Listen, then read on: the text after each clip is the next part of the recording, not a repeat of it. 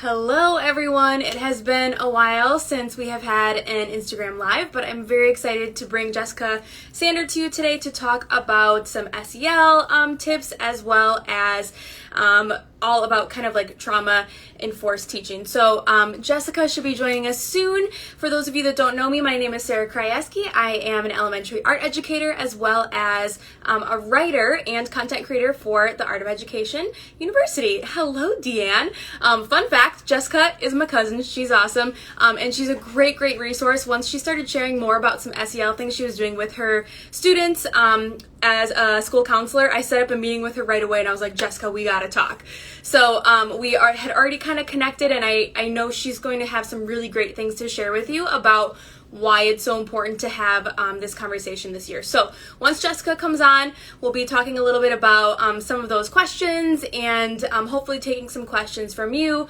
So as you guys are listening, feel free to drop any questions in the chat, and we'll kind of get going. So it looks like Jessica's on. We'll just wait for her to request that access, and we'll be ready to go. Waiting for her. This is my favorite part. And she was at school all day, I believe, too. Hello, Jessica. Hi, how are you? Hi, good. How's it going?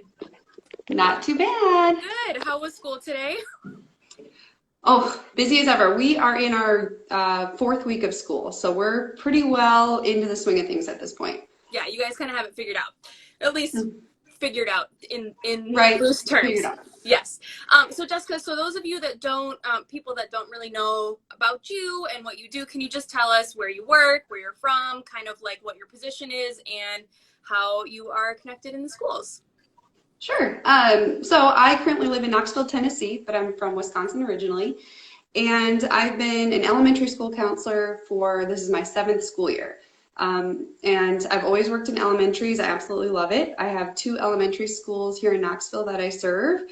So it's approximately, I'd say 500 students or so. Yeah. And prior to that, I worked in higher ed. So I worked in 5 years in higher ed as well. So I've kind of served everybody from kindergarten all the way through college. Yeah, and you know, I think a lot of people in elementary are feeling that push towards SEL and kind of like talking really about this topic. So I think it's going to be really interesting to hear what you have to share with it too. So I know you just got done with school today, and you said you've been in school for basically like a month. Can you tell us about what your school day sort of looks like, and what's your role in supporting your students? Like day to day, what are you up to? Yeah, absolutely. So the start of the school year is always about checking in on the kids, you know, taking their temperatures, emotional temperature, and seeing where they're at from summer break. So a lot of what I've been doing over the last couple weeks has been check-ins with each kid. So our district has our school counselors check in with every single student in the entire district and just do a quick, 8-question survey with them. You know, how are you feeling? How are things at home? How are things at school? What's on your mind lately? And then from there, students can request to have a follow-up with the counselor. So right now, now that I've gotten all those surveys done, I've been doing all those follow-ups. So any kid who indicated they wanted to talk more about something, that's what I'm doing.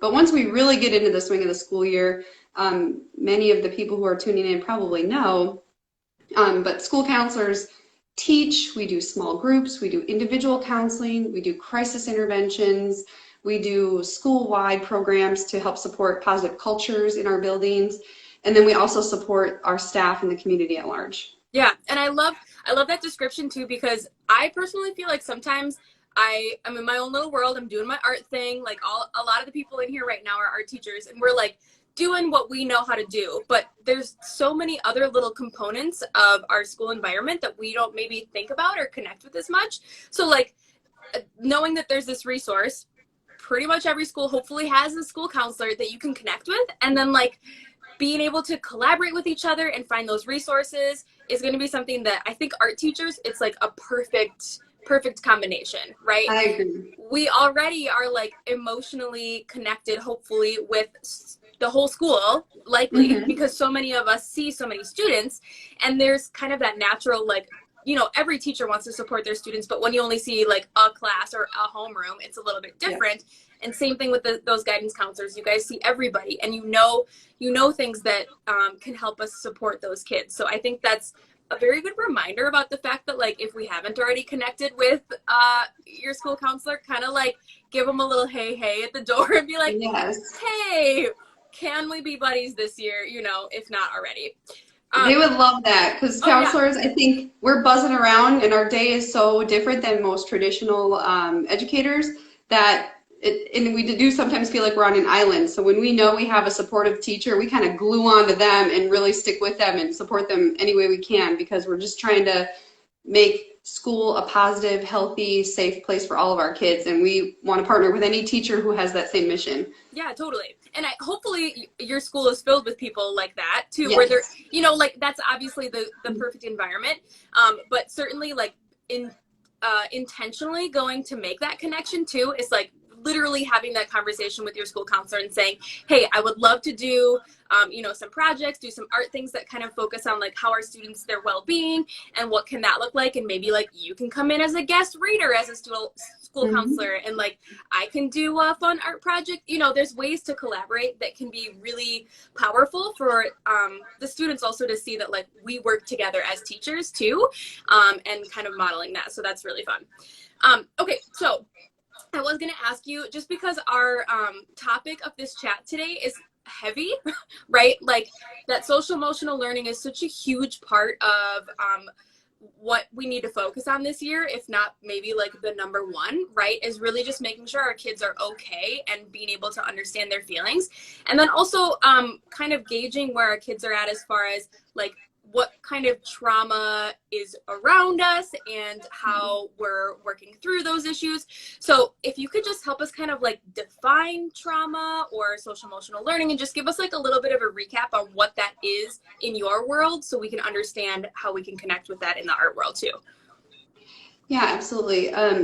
So mini disclaimer, I am not a trauma expert by any means. I haven't dedicated my career to trauma or done, you know, in-depth research, but I do have a lot of trauma training and just from my own experiences, I've worked with many kids who have experienced trauma.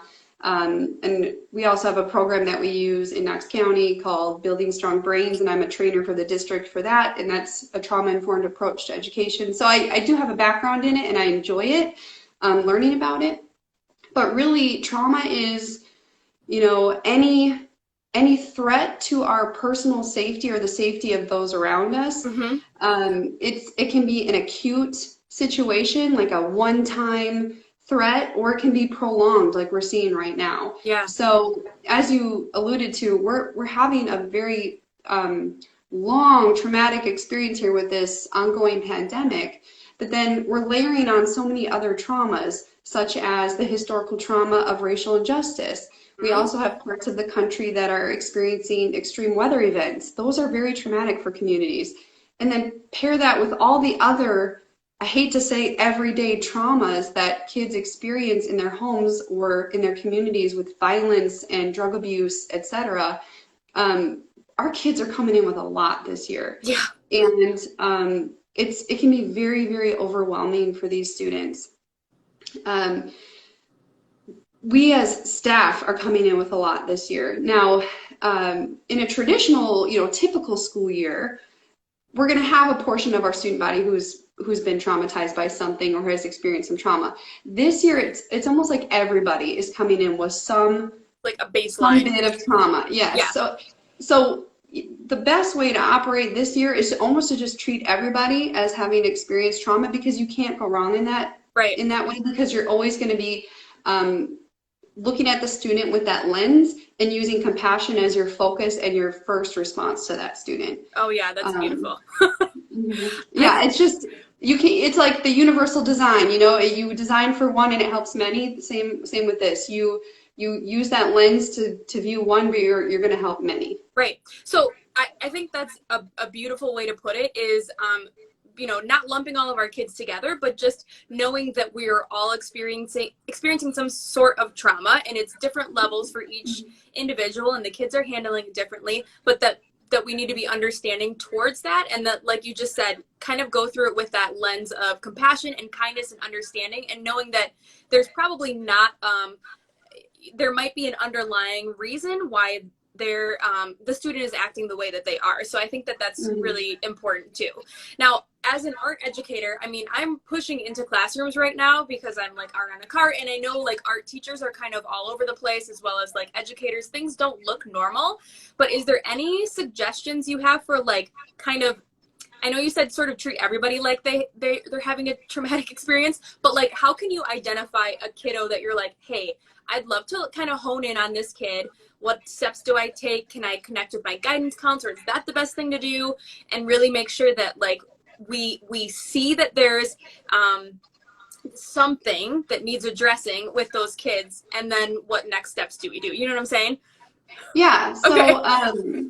what I would suggest is, staff like school counselors, art teachers, all the special areas that students go to throughout their day, we are in a unique position because we do see almost the entire student body, if not the entire student body. Right.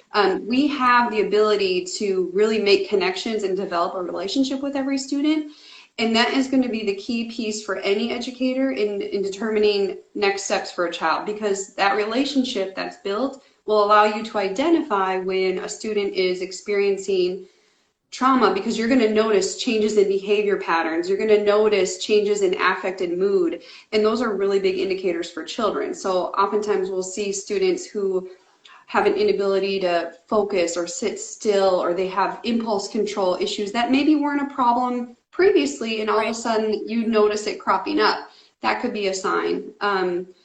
Conversely, you might see a child that suddenly withdraws or starts to avoid going to classes they normally would have gone to, or even avoiding attending school. Right. And that could be a sign. So when you start noticing those patterns, what I would suggest is you absolutely can always refer the child to your school counselor or school social worker. Right. And if you have a strong relationship with that child already, I would suggest going and starting a conversation with that student. Hey, you seem a little off today, or you seem a little sad today. What's going on? And just, initiating a conversation. If they're not willing to open up, that could be a time to refer and just see where it can go from there by bringing other people in to support. Yeah, you're completely right. And modeling that kind of open communication and that conversation, and doing it with students that you see maybe need a little bit of like a nudge or a little check-in kind of, but also just like, this is the kind of personality that we as teachers typically have, is that kind of compassionate,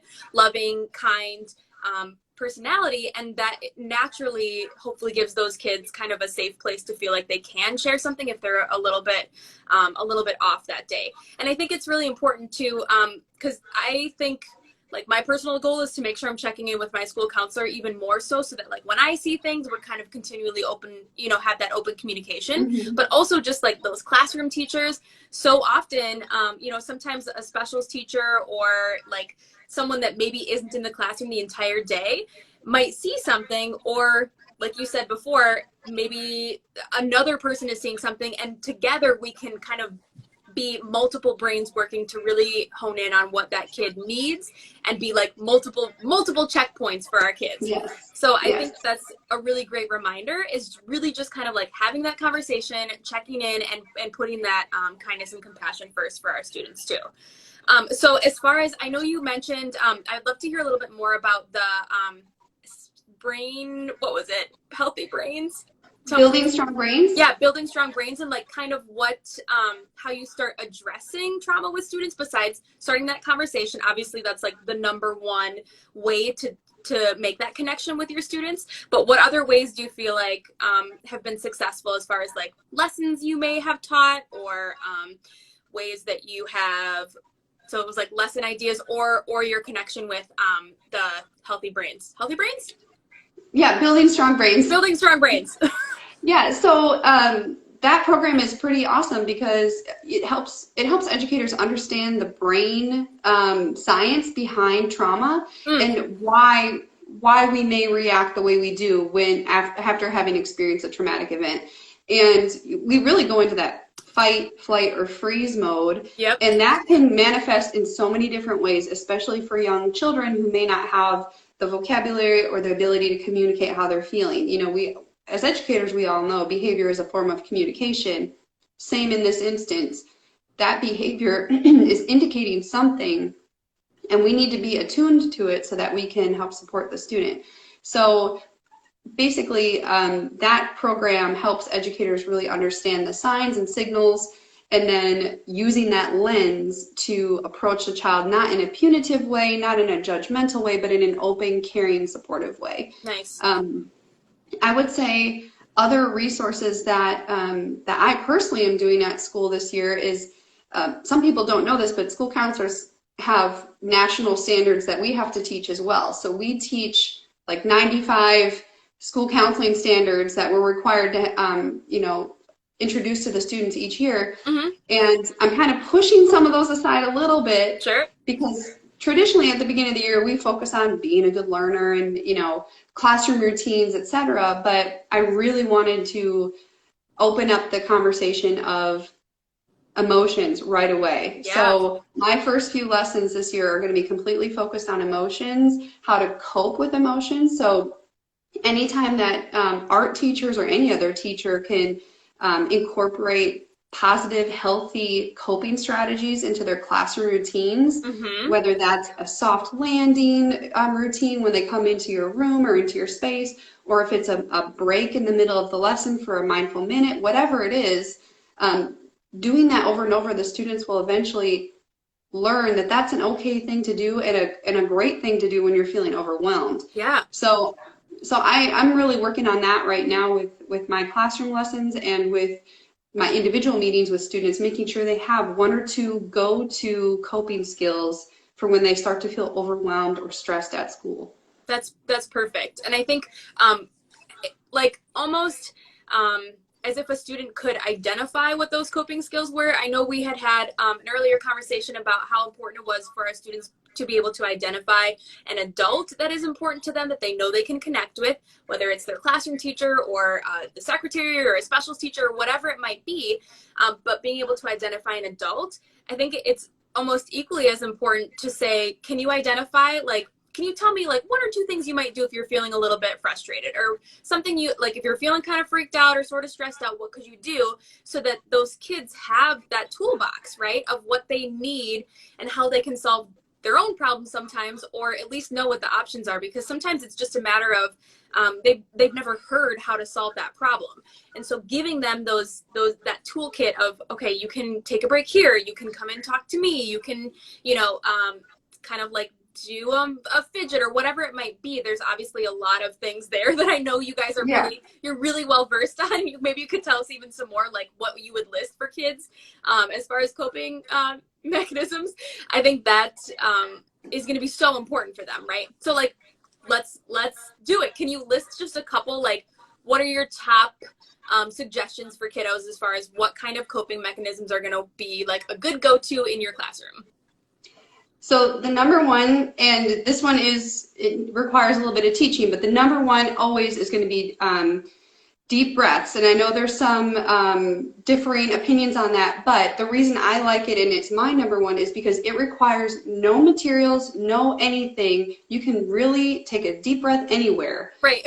So no matter where the child is in the building, they can do a deep breath. Yes. And physiologically, deep breathing actually kind of tricks the brain into a relaxation state, which is what you want to do when students are having that fight, flight, or freeze response. We need to slow the brain down and get it to a stable functioning place where you can start getting that executive functioning back. Mm-hmm. So that deep breathing really helps kids slow the brain down so they can kind of think through and process through what they're feeling. So that's my number one go-to always. Yes. But this year's a little different, because some of the traditional coping skills I would give to students, we can't share materials, and we can't, so I often will have students draw or do, some kind of fidget or squish thing. This year I actually created a virtual calm corner. Oh, cool. And it's hopefully cool. I mean, I think it's cool, but I'm not 7, so I don't know. Maybe it's not cool, but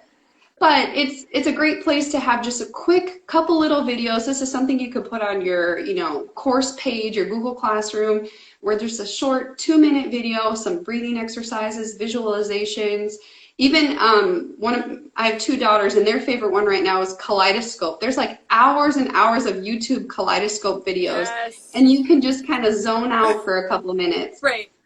So those are some that I'm trying to use this year because we're limited on the actual physical materials. Yeah. But in the art world, obviously, you know that art is, I mean, it pairs perfectly with emotion expression. Yes. So I will do lots of drawing, or kids love writing on the whiteboard. So we do lots of whiteboard drawings as kind of a little bit of a stress break in class as well. Yeah, and I think that's another good reminder too, why when we talk to each other as educators and as people that are in the school with all of our kids, it's really important to remember like what works for you and what maybe you kind of just don't think about. Like sometimes when I finish a lesson, I'll be like, okay, cool, I'm gonna play the kids like a fun video for them to kind of get up and moving. And sometimes that's obviously very useful, but other times there's plenty of resources where it's like, okay, we're gonna do this too quick, 2-minute video online of like a cool breathing exercise where I can lead them in a mindful meditation, or we've got like glitter jars. We have all these things that maybe it's like every other time. One time it's an energy activity and one time it's a calming activity. And it's really important to remember that those are equally as important as the movement activities too. For our kids. And just a fun thing that I learned too, when you were talking about sort of that physiological breathing response and that fight, flight, or freeze, an interesting fact that I learned about mask wearing too was that at least sometimes as teachers talk and as you're kind of wearing a mask all day, sometimes you'll have the tendency to start breathing through your mouth. And if you breathe in your mouth, then your fight or flight response is like naturally turned on. So like that's why you might feel more anxious if you're like just getting a little bit warm in your mask and you're like mouth breathing, which is so crazy to me. That explains a little bit. I'm like, oh, I'm like a little freaking out. I'm like a little panicky because it's like you're not breathing calmly through your nose, which you always would with just like your mouth closed. So like nose breathing too is a great reminder, because like it's just so weird. I watched like 3 videos on the fact that you're I never thought about that, but that makes complete sense. Yeah, it's just like automatically turns on that fight or flight or freeze response. So that's very interesting that you bring that up. Okay, so I love that idea too with that virtual calm corner. And I think those of us that are teaching online right now, if we have access to like a bunch of art resources, or we're kind of listing places where kids can visit our YouTube or whatever it might look like, just dropping in a couple things too about like, here's a cool breathing video, here's a fun kind of like zone out for 2 minutes sort of video, or things that we can help curate as well, to give students a safe space to do that as well. So I love that idea.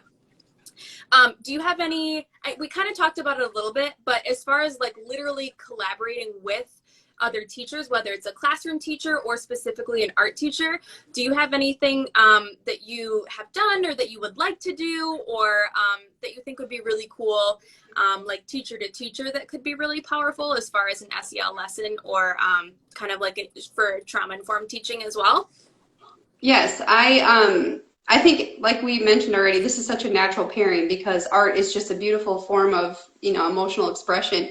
And some things that I've done and that I'm doing this year is in almost like collaborative lessons where I'm working with the art teacher and they may be introducing a lesson, maybe reading a book that goes along with the art concepts that they're learning. And maybe then I come in with my guidance lesson and we dive deeper into the book that they were reading in art class. Or we may add pieces to the art project that relate specifically to emotions. So one lesson that I'm doing with the art teacher right now is she's introducing this idea to the kids about, how we all matter, we're all important, we're all beautiful. And then I'm pairing that with a project that we're going to create a big display in our hallways that will have every student in the building have some contribution to it. And we're also working on a way to get our virtual students to be able to contribute to that as well. Nice. And so that way we are all represented. And it's such a great way because I'm, sure, I like to, do a little bit of art here and there, but I'm no expert on the actual concepts and elements of art. And the art teacher may not be an expert on handling difficult conversations or sensitive topics, but when we pair it together, we can really support each other's expertise areas by, either co-teaching it or doing kind of that paired lesson where one teaches the lesson and another does a paired lesson with it. So that's something that we're working on right now. But I would say just start the conversation. Your counselor would be thrilled if you said, hey, do you want to collaborate? Because we're on an island. Like usually there's one of us, there's one of you, and we're kind of doing it all on our own, right? Yeah. So they would be so thrilled, and just seeing where your skill sets align, seeing if there's a book that the counselor has that might tie to an art project you're already doing. There's just so many different ways that this could work. Have the counselor pop in an art class and do the mindful 2 minutes at the end of class with you. Yeah. Anything that they can do to support and get that face-to-face time will show the students that the teachers are all working on this, and that we're all together in trying to manage the big emotions that we have this year. Yeah, I think so much of us chatting is just hopefully inspiring people to remember that there are many resources within your school, but that there may be an untapped one within your school counselor that you weren't necessarily thinking of, and to really kind of seek that out and make that connection, because there can be some really powerful things that come from that collaboration. And I love to, we all are kind of comfortable in our own spaces. Like I'm very comfortable teaching art, and I know you're very comfortable hopefully having those conversations with students, but reminding us the fact that our strengths together can make an even more powerful lesson. And we know that our students, even if you've ever done a thematic unit, maybe across different specials classes, or like a math unit tied with, with art, like a STEAM lesson, we know that naturally is going to create a more powerful connection for our students. So the same thing goes for social emotional learning and art, or another type of content. So I think that is Absolutely the reminder for this, is seek out that counselor and really try to push yourself to see if you can make some really awesome connections. Okay, I have one more question for you, Jessica, because we're getting kind of to that time. And I know this year's been weird already, and it's going to continue to be weird, but can you kind of leave us with something positive, or like a suggestion on how to sort of maintain that positive morale, and maybe just something you're looking forward to this year? Yeah, so I was kind of thinking about this, and this year I think for me especially, and maybe for others listening, it's going to be so important to make sure I'm connecting with my colleagues. We're going to have some staff who are completely virtual. They're on a computer all day. They're dealing with tech issues. They're like in their room, not coming up for air. Yeah. And we need to make sure that we're, checking in on them, checking in on each other, find an accountability partner to just, text once a week. Hey, how was your week? How's it going today? Was today better than yesterday? I think that's going to be really important for our school morale, because we're all, whether or not we're worried or traumatized or stressed, we're all dealing with something this year, and it's going to be really important to take care of each other, and we have to do that in order to take care of our students. I'm hopeful.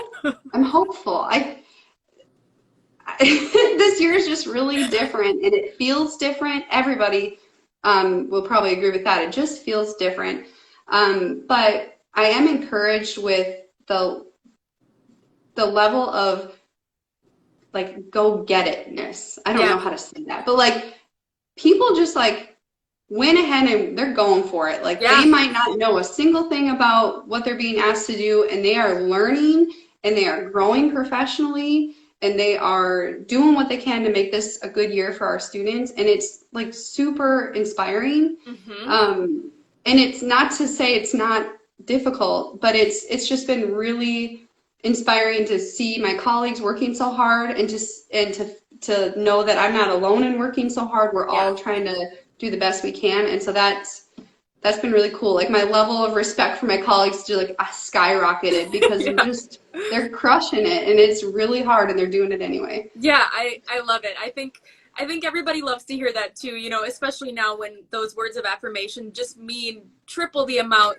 when they would in the past. But that's a really beautiful thing too. And I think kind of reminding each other of that too. And I love your check-in reminder too, because I feel the same way. There's like half of our school has virtual teachers and their doors are closed and it says virtual learning in progress, and I walk by and I just hear them talking to their kids on the computer.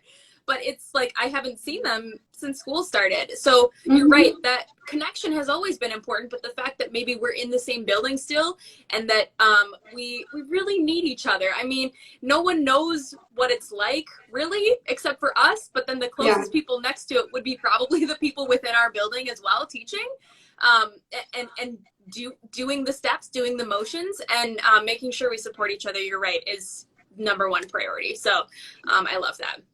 Well, Jessica, thank you so much for joining us. Yes, thank you. Yeah, I'm excited to connect more with my student counselor. You've inspired me already. I checked in with her the first week, and we're gonna do some more fun stuff. I know, it's like gotta do it for Jessica. So I know if anybody wants to message the Art of Ed, I will be sharing a quick article about collective trauma and why you're not alone, because that one's pretty pertinent compared to our conversation. And we hope you guys will join us next week. So thank you, Jessica. Have a great evening and be well. Thank you. See you later. All right, bye.